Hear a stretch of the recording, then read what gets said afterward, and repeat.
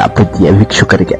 ಭಾರತೀಯ ಸಂಸ್ಕೃತಿಯಲ್ಲಿ ದೇವರಿಗಿಂತಲೂ ಉನ್ನತ ಸ್ಥಾನ ಯಾರಿಗಾದರೂ ನೀಡಲಾಗಿದ್ದರೆ ಅದು ಗುರುವಿಗೆ. ನಮ್ಮ ಶಾಸ್ತ್ರಗಳು ಹೇಳುತ್ತವೆ, ಗುರು ಬ್ರಹ್ಮ ಗುರು ವಿಷ್ಣು ಗುರುದೇವೋ ಮಹೇಶ್ವರ ಗುರು ಸಾಕ್ಷಾತ್ ಪರಬ್ರಹ್ಮ ತಸ್ಮೈ ಶ್ರೀ ಗುರುವೇ ನಮೋ ನಮಃ. ಅಜ್ಞಾನದ ಕತ್ತಲೆಯನ್ನ ದೂರ ಮಾಡಿ ಜ್ಞಾನದ ಬೆಳಕನ್ನ ನೀಡುವ ಮಹಾನ್ ವ್ಯಕ್ತಿಯೇ ಗುರು. ಆ ಬೆಳಕಿಗೆ ಕೃತಜ್ಞತೆ ಸಲ್ಲಿಸುವ, ಜ್ಞಾನವನ್ನ ಪೂಜಿಸುವ ಮತ್ತು ಗುರು ಶಿಷ್ಯ ಪರಂಪರೆಯನ್ನ ಸ್ಮರಿಸುವ ಪವಿತ್ರ ದಿನವೇ ಗುರು ಪೂರ್ಣಿಮೆ. ಹಾಗಾದ್ರೆ ಗುರು ಪೂರ್ಣಿಮೆ ಅಂದ್ರೇನು? ಇದರ ಇತಿಹಾಸವೇನು? ಏಕೆ ಈ ದಿನವನ್ನ ಇಷ್ಟೊಂದು ಭಕ್ತಿಯಿಂದ ಆಚರಿಸಲಾಗುತ್ತದೆ? ಬನ್ನಿ, ಈ ಪವಿತ್ರ ಹಬ್ಬದ ಮಹತ್ವವನ್ನ ತಿಳಿಯೋಣ. ಗುರು ಪೂರ್ಣಿಮೆ ಎಂದರೇನು? ಹಿಂದೂ ಪಂಚಾಂಗದ ಪ್ರಕಾರ ಆಷಾಢ ಮಾಸದ ಹುಣ್ಣಿಮೆಯ ದಿನವನ್ನ ಗುರು ಪೂರ್ಣಿಮೆ ಎಂದು ಆಚರಿಸಲಾಗುತ್ತದೆ. ಈ ದಿನವನ್ನ ವ್ಯಾಸ ಪೂರ್ಣಿಮೆ ಎಂದೂ ಕರೆಯುತ್ತಾರೆ. ಏಕೆಂದರೆ ಇದೇ ದಿನ ಮಹರ್ಷಿ ವೇದವ್ಯಾಸರು ಜನಿಸಿದರೆಂದು ನಂಬಲಾಗಿದೆ. ಇದು ಕೇವಲ ಒಂದು ಹಬ್ಬವಲ್ಲ, ಇದು ಜ್ಞಾನದ ಹಬ್ಬ, ಕೃತಜ್ಞತೆಯ ಹಬ್ಬ, ಸಂಸ್ಕೃತಿಯ ಹಬ್ಬ. ನಮ್ಮ ಜೀವನದಲ್ಲಿ ದಾರಿ ತೋರಿದ ಪ್ರತಿಯೊಬ್ಬ ಗುರುವನ್ನ ನೆನೆಯುವ ದಿನ. ಗುರು ಎಂದರೆ ಕೇವಲ ಶಾಲೆಯ ಶಿಕ್ಷಕರಲ್ಲ, ನಮಗೆ ಬದುಕಿನ ಪಾಠ ಕಲಿಸುವ ಪ್ರತಿಯೊಬ್ಬರೂ ಗುರುಗಳೇ. ಮಹರ್ಷಿ ವೇದವ್ಯಾಸರ ಮಹತ್ವ. ಭಾರತೀಯ ಸಂಸ್ಕೃತಿಯ ಅಮೂಲ್ಯ ಸಂಪತ್ತನ್ನ ಜಗತ್ತಿಗೆ ನೀಡಿದ ಮಹಾನ್ ಋಷಿ ಮಹರ್ಷಿ ವೇದವ್ಯಾಸರು. ವೇದಗಳನ್ನ 4 ಭಾಗಗಳಾಗಿ ವಿಂಗಡಿಸಿ ಮಾನವರಿಗೆ ಸುಲಭವಾಗಿ ಅರ್ಥವಾಗುವಂತೆ ಮಾಡಿದ ಮಹಾನ್ ಜ್ಞಾನಿ. ಋಗ್ವೇದ, ಯಜುರ್ವೇದ, ಸಾಮವೇದ, ಅಥರ್ವವೇದ ಇವುಗಳನ್ನ ವ್ಯವಸ್ಥಿತವಾಗಿ ಸಂಗ್ರಹಿಸಿ ಮುಂದಿನ ಪೀಳಿಗೆಗಳಿಗೆ ತಲುಪಿಸಿದ ಮಹಾನ್ ಸಾಧನೆ ಅವ್ರದ್ದು. ಅಷ್ಟೇ ಅಲ್ಲ, ಜಗತ್ತಿನ ಅತಿ ದೊಡ್ಡ ಮಹಾಕಾವ್ಯವಾದ ಮಹಾಭಾರತವನ್ನ ರಚಿಸಿದವರು ಅವರೇ. 18 ಪುರಾಣಗಳ ರಚನೆಗೂ ಅವರ ಹೆಸರನ್ನ ಗೌರವದಿಂದ ಸ್ಮರಿಸಲಾಗುತ್ತದೆ. ಆದ್ದರಿಂದಲೇ ಈ ದಿನವನ್ನ ವ್ಯಾಸ ಪೂರ್ಣಿಮೆ ಎಂದು ಆಚರಿಸಲಾಗುತ್ತದೆ. ಗುರುವಿನ ಸ್ಥಾನ. ನಮ್ಮ ಜೀವನದಲ್ಲಿ ಮೊದಲು ಗುರು ಯಾರು? ತಾಯಿ, ನಂತರ ತಂದೆ, ಆಮೇಲೆ ಶಿಕ್ಷಕರು. ಅದರ ನಂತರ ಜೀವನದಲ್ಲಿ ನಮಗೆ ದಾರಿ ತೋರಿಸುವ ಪ್ರತಿಯೊಬ್ಬ ಮಾರ್ಗದರ್ಶಕರಿಗೂ ಗುರುಗಳೇ.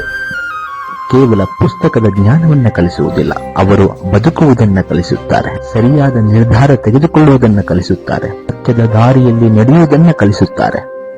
ಒಬ್ಬ ಒಳ್ಳೆಯ ಗುರು 1000 ಪುಸ್ತಕಗಳಿಗೆ ಸಮಾನ. ಗುರುವಿನ ಒಂದು ಮಾತು ಕೆಲವೊಮ್ಮೆ ನಮ್ಮ ಸಂಪೂರ್ಣ ಜೀವನವನ್ನೇ ಬದಲಾಯಿಸಬಹುದು. ಗುರು ಶಿಷ್ಯ ಪರಂಪರೆ. ಭಾರತದ ಗುರು ಶಿಷ್ಯ ಪರಂಪರೆ ಸಾವಿರಾರು ವರ್ಷಗಳ ಇತಿಹಾಸ ಹೊಂದಿದೆ.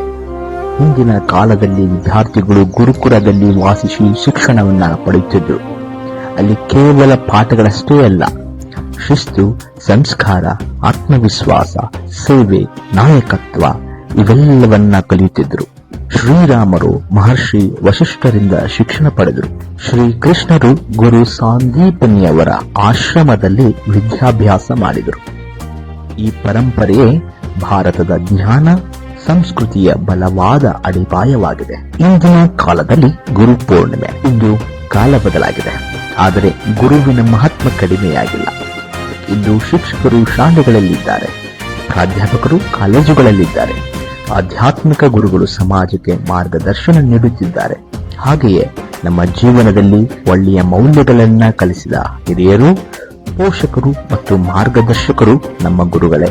ಅನೇಕರು ತಮ್ಮ ಗುರುಗಳನ್ನ ಭೇಟಿ ಮಾಡಿ ಆಶೀರ್ವಾದ ಪಡೆಯುತ್ತಾರೆ, ಹೂವಿನಿಂದ ಗೌರವವನ್ನ ಸಲ್ಲಿಸುತ್ತಾರೆ, ಕೃತಜ್ಞತೆಗಳನ್ನ ವ್ಯಕ್ತಪಡಿಸುತ್ತಾರೆ. ಒಂದು ಧನ್ಯವಾದ ಎಂಬ ಪದವು ಗುರುಗಳಿಗೆ ಅತ್ಯಂತ ಅಮೂಲ್ಯವಾದ ಕಾಣಿಕೆ. ಜ್ಞಾನವಿಲ್ಲದ ಜೀವನ ಕತ್ತಲೆ, ಗುರುವಿಲ್ಲದ ಧ್ಯಾನ ಅಪೂರ್ಣ. ನಮ್ಮ ಬದುಕಿನಲ್ಲಿ ಸಣ್ಣದಾದರೂ ಒಳ್ಳೆಯ ಬದಲಾವಣೆ ತಂದ ಪ್ರತಿಯೊಬ್ಬರಿಗೂ ಇಂದು ಕೃತಜ್ಞತೆ ಸಲ್ಲಿಸೋಣ. ನಮ್ಮ ತಾಯಿ, ತಂದೆ, ಶಿಕ್ಷಕರು, ಮಾರ್ಗದರ್ಶಕರು ಮತ್ತು ನಮ್ಮ ಜೀವನಕ್ಕೆ ಬೆಳಕಾದ ಪ್ರತಿಯೊಬ್ಬ ಗುರುಗಳಿಗೂ ಹೃತ್ಪೂರ್ವಕ ನಮನಗಳನ್ನ ಸಲ್ಲಿಸೋಣ. ಈ ಪವಿತ್ರ ಗುರು ಪೌರ್ಣಿಮೆಯಂದು ನಾವು ಒಂದು ಸಂಕಲ್ಪ ಮಾಡೋಣ. ಕಲಿತ ಜ್ಞಾನವನ್ನ ಒಳ್ಳೆಯ ಕಾರ್ಯಗಳಿಗೆ ಬಳಸೋಣ. ನಮ್ಮನ್ನ ಬೆಳೆಸಿದ ಗುರುಗಳಿಗೆ ಸದಾ ಗೌರವ ನೀಡೋಣ. ಮುಂದಿನ ಪೀಳಿಗೆಗಳಿಗೆ ಜ್ಞಾನ ಮತ್ತು ಮೌಲ್ಯಗಳನ್ನ ಹಂಚೋಣ. ಎಲ್ಲರಿಗೂ ಗುರು ಪೌರ್ಣಿಮೆಯ ಹಾರ್ದಿಕ ಶುಭಾಶಯಗಳು. ಜ್ಞಾನವೇ ಶಕ್ತಿ, ಗುರುವೇ ದಾರಿ. ಭಾರತೀಯ ಸಂಸ್ಕೃತಿಯೇ ನಮ್ಮ ಹೆಮ್ಮೆ. ಧನ್ಯವಾದಗಳು. ಈ ವಿಡಿಯೋ ಇಷ್ಟ ಆಗಿದ್ದಲ್ಲಿ ಪ್ರತಿಭಾ ಸ್ಫೂರ್ತಿ ಡಿಜಿಟಲ್ ಟಿವಿಯನ್ನ ಲೈಕ್ ಮಾಡಿ, ಶೇರ್ ಮಾಡಿ ಮತ್ತು ಸಬ್ಸ್ಕ್ರೈಬ್ ಮಾಡೋದನ್ನ ಮರಿಬೇಡಿ. ಜೈ ಹಿಂದ್.